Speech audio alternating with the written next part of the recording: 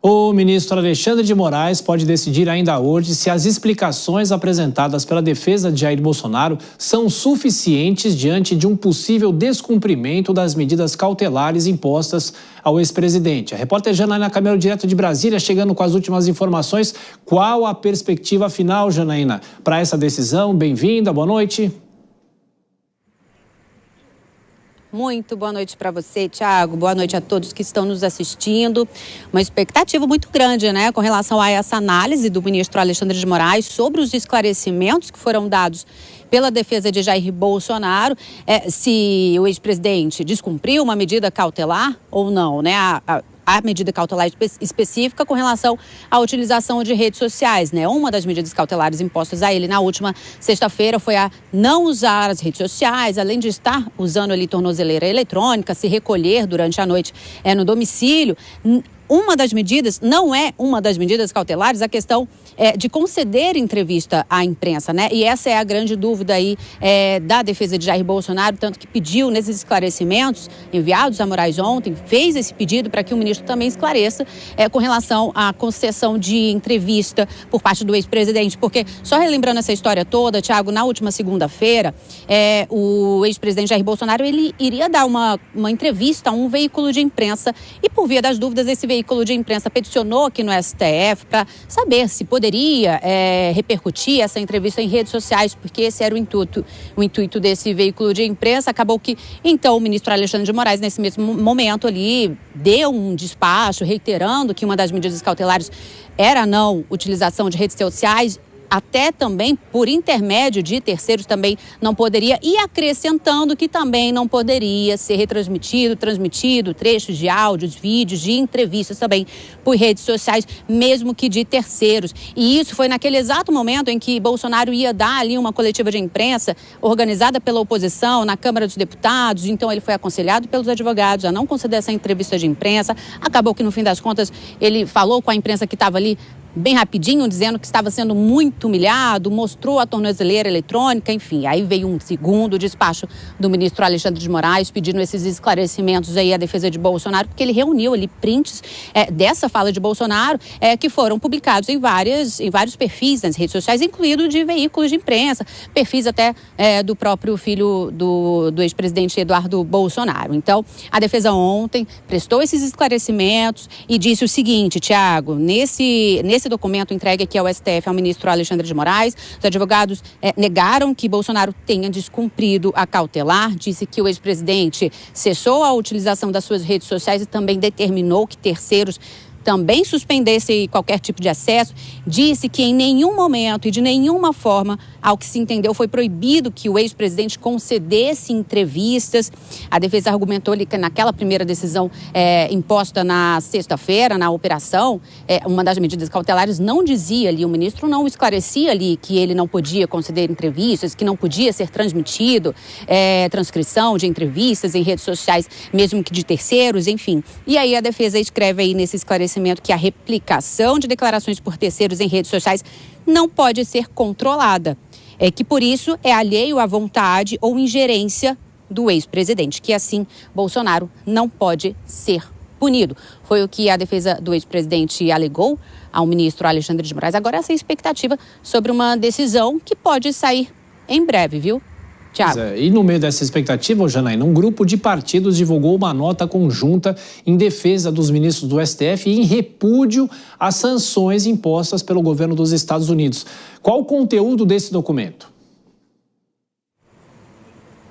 Pois é uma nota conjunta que foi publicada por 7 partidos, Thiago. São partidos de esquerda, especialmente, alguns de centro, o PT, o PSB, o PDT, o PSOL, o PCdoB, Partido Verde e Cidadania.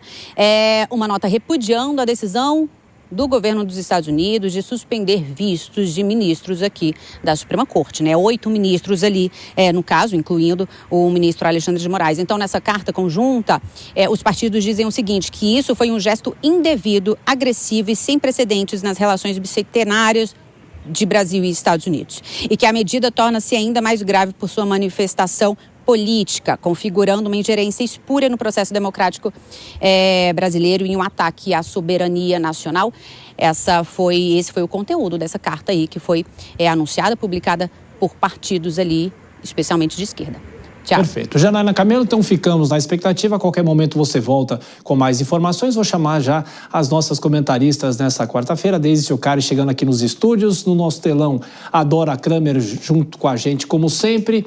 Começo por você, Dora. Boa noite, bem-vinda. Bom, é claro que é uma questão jurídica. Estamos nessa expectativa para saber se o ministro vai ou não aceitar essas alegações. O fato é que o ex-presidente Jair Bolsonaro teve, inclusive, um evento com integrantes do PL, não falou com a imprensa. Há uma mudança de postura, uma forma dele se recolher, evitar qualquer tipo de atrito? Dora, boa noite.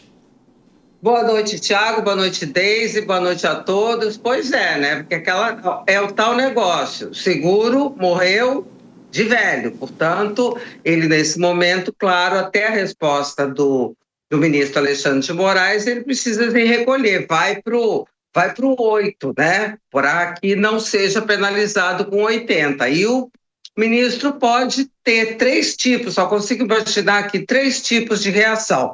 Ele pode concluir que o que houve configurou um descumprimento das medidas cautelares e aí, de repente, decretar a prisão preventiva. Ele pode dizer que, nesse pedido de esclarecimentos feito pela defesa, dizer que as entrevistas estão proibidas, né? Então, se é para esclarecer, esclareço dessa forma. Ou ele pode também fazer uma modulação, que é esclarecer exatamente aquela questão que é o que suscita mais dúvidas sobre o uso por terceiros. Por quê? Me parece que a entrevista divulgada em rede social está muito claro que não podia, já na primeira decisão do ministro. Se o réu está proibido de usar redes sociais, né, portanto, de aparecer em redes sociais, tudo que é dito hoje, que é falado, não existe mais o jornal do dia seguinte, só o jornal de noite. É tudo rede social. Então, me parece óbvio, mas isso o ministro vai esclarecer tintim por tintim. Deise, bem-vinda. Além dessa discussão sobre o ex-presidente Jair Bolsonaro e a decisão do Supremo e essa movimentação de partidos que tentam fazer um contraponto aos próprios integrantes do PL, né? Boa noite. Isso já era esperado, né, Thiago? Boa noite, Dora, boa noite, audiência da Jovem Pan.